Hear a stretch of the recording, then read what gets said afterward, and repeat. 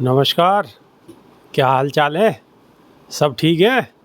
बहुत बढ़िया, बहुत बढ़िया। अपनों और अपने को ख्याल रखो और जब टाइम मिले तो वीडियो जरूर देखो। देसी देख बिगर ब्रेक भगे लाग लपेट बिल्कुल देसी अंदाज में।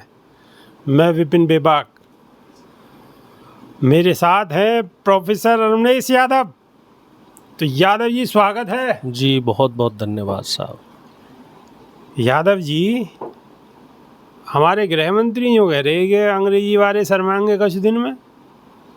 अंग्रेजी वाले शर्माएंगे? आप तो प्रोफेसर साहब हो, बहुत बच्चे पढ़ाए हैं आपने। तो अब गृह मंत्री अगर ऐसी कोई बात कह रहे हैं तो कोई सोच समझ के कह रहे होंगे। बहुत बढ़िया बात कह रहे हैं गृह मंत्री। और गृह मंत्री जी ने अपने बेटे को तो आईसीसी में सेट कर दिया। उनका बेटा बता रहे कॉन्वेंट स्कूल में पढ़ा। और उनके मंत्रिमंडल में जितने मंत्री हैं, चाहे शिवराज चौहान हो, चाहे अनुराग ठाकुर हो, चाहे रविशंकर प्रसाद हो, तमाम जो लिस्ट है, आप लिस्ट निकालो 50 नेताओं की, सारे के सारों के बच्चे भाई साहब विदेश में पढ़ रहे। कोई अमेरिका की यूनिवर्सिटी में पढ़ रहा, कोई यूरोप की यूनिवर्सिटी में पढ़ रहा, कोई ऑस्ट्रेलिया के में पढ़ रहा। और वहाँ से डिग्री के फोटो भी ट्विटर पे ट्वीट करें ये सब। और हमारे बहुजनों के बच्चों से क्या कह रहे हैं कि अंग्रेजी में ना पढ़ो। अमित शाह भी यही कह रहे, मोहन भागवत भी यही कह रहे। लेकिन क्या इन्हें ये बताओ कि सारी अंग्रेजी का पढ़ाई का ठेका जो मनवादी विचारधारा का आरएसएस संगठन है, इनके नेताओं ने ले रखा है। दुनिया में सबसे ज़्यादा देशों में बोलने वाली भाषा कौन सी है? अंग्रेजी।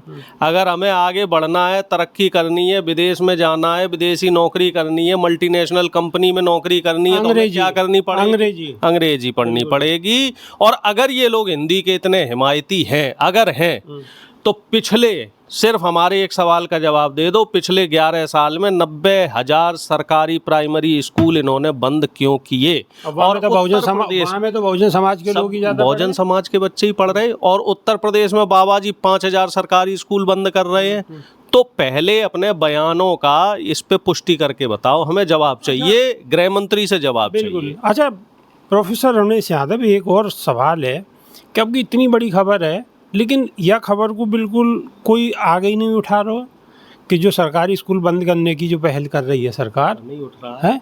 लेकिन जितने यादव जी ने खबर उठाई है, लेकिन मेरे बहन जी खबर उठा रही हैं, हल्के रूप में उठा रही है, मजबूती तो उठानी चाहिए। अब ये बताओ हल्का भारी कैसे पता लगेगा? कैसे पता लगेगा? खबरन के माध्यम बताएं कैसे खबरें कौन बनाता है? इनके लोग, आरएसएस वाले। 90% से ज़्यादा वहाँ कौन बैठा हुआ है? अमर उजाला अखबार, दैनिक जागरण अखबार, तमाम मीडिया चैनल, आज तक जितने हैं, सब में तो मनवादी लोग बैठे हुए हैं। तो वो इस खबर को आगे क्यों बढ़ाएंगे कि बहन मायावती जी इसके खिलाफ हैं, अखिलेश यादव इसके खिलाफ हैं, या और तमाम जो बहुजन नेता हैं या इंडिया गठबंधन के नेता हैं वो इसके खिलाफ हैं? अब आप जितने बहुजन समाज के लोग या टाइम देख रहे हैं, हमें जो देख पा रहे हैं, उन्हें ये बताओ कि पूरी कहानी आखिर चल क्या रही है कि क्यों बंद करे जा रहे हैं स्कूल जो बंद करे? ऐसा है, अखिलेश यादव जी ने एक ट्वीट किया है, उस ट्वीट को आप थोड़ा समझो कि गांव में जो सरकारी स्कूल होते हैं, लगभग हर गांव में 5वीं तक का एक स्कूल होता है। और उसके पीछे वजह ये है कि प्राइमरी शिक्षा जो हिंदी मीडियम की या जो लोकल लैंग्वेज है, वो वहाँ का गांव का बच्चा जो गरीब बच्चा है, फ्री में उसे एजुकेशन मिलती है और वहाँ खाना भी मिलता है, जिससे कि गरीब बच्चा पढ़ ले, क्योंकि वहाँ कोई आमदनी का साधन नहीं होता। 5वीं 8वीं तक पढ़ लेगा तो थोड़ा वो मुख्य धारा में आएगा, थोड़ा चीज़ों को समझेगा। लेकिन पिछले 11 साल से ये राज्यसभा में सवाल उठाया गया था, 92,000 सरकारी प्राइमरी स्कूल पूरे इंडिया में बंद कर दिए गए। और उसका रिजल्ट देखो कि अब जो शिक्षा का स्तर है वो धीरे धीरे गिर रहा है। और इसमें एक सर्वे भी हुआ है, वो सर्वे यहाँ की कंपनी ने नहीं किया है, अमेरिका की एक विदेशी कंपनी है और एक यूरोप की विदेशी कंपनी है। इन लोगों का जो सर्वे, शिक्षा का सर्वे हमारे देश में हुआ है, वो सर्वे ये बता रहा है कि पिछले 11 साल में हमारे देश में शिक्षा का स्तर गिरा है। और इस कदर गिरा है कि 2014 में इंडिया की 2 या 3 यूनिवर्सिटी वर्ल्ड की टॉप 100 यूनिवर्सिटी में आती थी, और अब हमारे देश की एक भी यूनिवर्सिटी वर्ल्ड की टॉप 200 में भी नहीं है। और एशिया की बात करी जाए, सिर्फ एशिया की, तो टॉप 20 में भी हमारे देश की कोई यूनिवर्सिटी नहीं है। यानी कि बीजेपी ने शिक्षा का स्तर, टॉप में एक तो है व्हाट्सएप यूनिवर्सिटी, तो टॉप में है। अब ये भी आपने गजब की बात कह दी। क्या व्हाट्सएप यूनिवर्सिटी से ही देश चलेगा? क्या व्हाट्सएप यूनिवर्सिटी से हम दुनिया का सामना कर पाएंगे? व्हाट्सएप पे आपने कुछ भी मनगढ़ंत बात लिख दी कि नाथूराम गोडसे देशभक्त है, सावरकर ने बुलबुल से बैठ के पूरे देश के चक्कर लगाए, महात्मा गांधी को आप गद्दार बता दो, जवाहरलाल नेहरू को गद्दार बता दो, सरदार भगत सिंह को गद्दार बता दो, बसपा सुप्रीमो बहन मायावती को बी टीम बता दो, बी टीम बता दो, बहन जी को बी टीम बता दो, अखिलेश यादव जी को सी टीम बता दो, और कांग्रेस को आप गद्दार बता दो। गद्दारों की गद्दार। बड़ा आसान है, बड़ा आसान है और बहुत आसान है।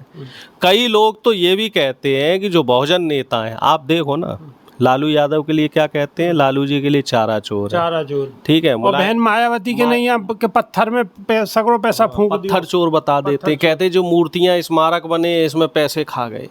अखिलेश यादव जी को टोटी चोर बताते हैं, तेजस्वी यादव को नौमी फेल बताते हैं। स्टालिन साहब हैं एक तमिलनाडु के बहुजन नेता, द्रविड़ राजनीति करते हैं, वहाँ उन्होंने मंदिरों में भी आरक्षण लागू कर रखा। मंदिर पुजारी पंडित नहीं बनेगा, जय वहाँ भी आरक्षण व्यवस्था है। उनको कहते हैं कि हिंदू विरोधी है, क्योंकि वो बहुजनों की ये बात करते हैं। तो जो व्यक्ति बहुजन की बात कर रहा है, बहन मायावती जी हो, मान्यवर कांसीराम जी हो, बाबा साहब भीमराव अम्बेडकर हो, चाहे फुले साहब हो, महात्मा फुले, ज्योतिबा फुले, फातिमा शेख ने जो दलित थे, पिछड़े थे, शोषित थे, वंचित थे, और ख़ास तौर से जो महिलाएं थीं, इनको शिक्षा का अधिकार दिलवाया था।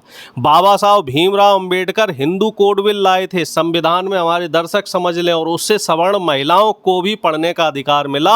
उनको ये लोग खलनायक बनाने की कोशिश करते हैं और इतिहास को बदलने की कोशिश कर रहे हैं। इतिहास बदलना क्या? अब तो मेट दिया इतिहास, क्योंकि ना पढ़ेगा इंडिया, ना आगे बढ़ेगा इंडिया। व्हाट्सएप यूनिवर्सिटी का ज्ञान लेगा इंडिया जिंदाबाद, और उसको ही शेयर करेगा इंडिया, उसी को शेयर करेंगे, और फिर खाने पीने को ही बस विकास समझेगा इंडिया। क्यों? 10 किलो राशन दे तो रहे हैं, उसको एहसान बताते हैं प्रधानमंत्री, जबकि रोटी, कपड़ा, मकान, पढ़ाई लिखाई, कमाई और दवाई, ये सब सरकार को देनी चाहिए। ये देश की जनता को देना सरकार का मौलिक अधिकार है, ये अधिकार में है, संविधान में लिखा हुआ है, और ये सरकार को करना पड़ता है। जो बड़े बड़े डेवलप्ड कंट्री हैं वो ऐसे ही डेवलप नहीं हो गए, वो पूरा सर्वे करते हैं, हर बच्चे से वो लोग बातचीत करते हैं, उनका आईक्यू लेवल जानते हैं, और उस आईक्यू लेवल के हिसाब से उनकी पढ़ाई होती है। और हमारे यहाँ आप ये बताओ, आइंस्टीन का, मैं 1 मिनट और लूँगा, आइंस्टीन का कहते हैं आईक्यू लेवल सबसे अच्छा था, 180 था। औसत आदमी का आईक्यू लेवल 90, 100, 80 ऐसा रहता है। क्या हमारे देश में मान लीजिए कोई दूर दराज झारखंड के किसी नक्सलाइट एरिया में कोई गरीब आदिवासी बच्चा पैदा हुआ हो, और उस लड़की का आईक्यू लेवल मान लो 200 है, तो क्या वो आइंस्टीन बन जाएगी? क्या हमारे देश में बन सकती है? जब मौका ही ना मिले तो कहाँ से बन जाएगी? मौका ही नहीं मिलेगा, क्योंकि वहाँ पढ़ने के लिए स्कूल ही नहीं है। वहीं मैं आज एक खबर देख रहा हूँ, जापान में सिर्फ एक बच्ची के लिए पूरी ट्रेन चल रही है, क्योंकि उस बच्ची के स्कूल जाने तक के लिए कोई व्यवस्था नहीं है, सीधी सरकार वहाँ ट्रेन चला। सर साहब, सीधी सीधी बात है, बिल्कुल। आइंस्टीन तो ज़्यादा दिमाग से इकाई में, लेकिन अगर वो गांव में ही परो रहेगो तो फिर क्या करेगो? का तरबूजे छीलेगो, खीरा छीलेगो, कछु ना कर सके। हमारे लाखों करोड़ों जो बहुजन बच्चे हैं, आइंस्टीन से भी तेज हैं, न्यूटन से भी तेज हैं, लेकिन उन्हें ये मनवादी व्यवस्था के लोग मौका देते ही नहीं है। सबसे बड़ी बात है कि मौका मिलना चाहिए। बहन मायावती जी को मौका मिला, कैसे मौका मिला? देश के लोकतंत्र ने मौका दिया, संविधान ने मौका दिया, और बहन जी ने यूपी की तस्वीर बदल दी। लालू जी को मौका दिया संविधान ने, तस्वीर बदल दी बिहार की। अब बिहार में जो दलित पिछड़ा है वो खटिया पे बैठ सकता है। इसी तरीके से कर्नाटक से खड़गे साहब को मौका मिला। खड़गे साहब और कांग्रेस, जो सबसे देश की पुरानी पार्टी, एक दलित व्यक्ति कांग्रेस का राष्ट्रीय अध्यक्ष है। किसकी ताकत है ये? संविधान की ताकत है। हमारे देश में इस समय एक आदिवासी महिला देश की प्रथम महिला है, द्रौपदी मुर्मू जी। तो किसकी ताकत है ये? संविधान की ताकत है। अगर देश में मनुस्मृति चलती तो आपको क्या लग रहा है, क्या इस देश की तस्वीर बदल पाती? क्या ये जो दलित पिछड़े और आदिवासी नेता हैं, जो आदिवासी अधिकारी बन रहे हैं, दलित अधिकारी बन रहे हैं, पिछड़े अधिकारी बन रहे हैं, IAS PCS की परीक्षा पास कर रहे हैं, क्या ये वहाँ तक पहुँच पाते? नहीं पहुँच पाते। इसलिए हमें शिक्षा के महत्व को समझना होगा। और मैं तो आह्वान करूँगा अपने दर्शकों से आह्वान करूंगा कि जो हमारे बहुजन नेता हैं, जो संघर्ष कर रहे हैं, उस संघर्ष में उनका साथ दें। और ग्वालियर में भी मुद्दा बड़ा तगड़ा चल रहा है, बाबा साहब को अब तक स्थापित नहीं होने दिया है, तो वो भी एक अहम मुद्दा है। क्यों नहीं? क्योंकि वो जो चंबल की जो बेल्ट पड़ती है ना, वहाँ बाबा साहब की मूर्ति लग गई, तो गांव के जो लोग आएंगे वो बाबा साहब को देखेंगे, और जब देखेंगे तो गूगल करेंगे तो लोगों को जानकारी होगी कि बाबा साहब क्या कह गए, क्या उनका मकसद था, क्या उन्होंने बहुजन समाज को दिया, क्या देश को दिया।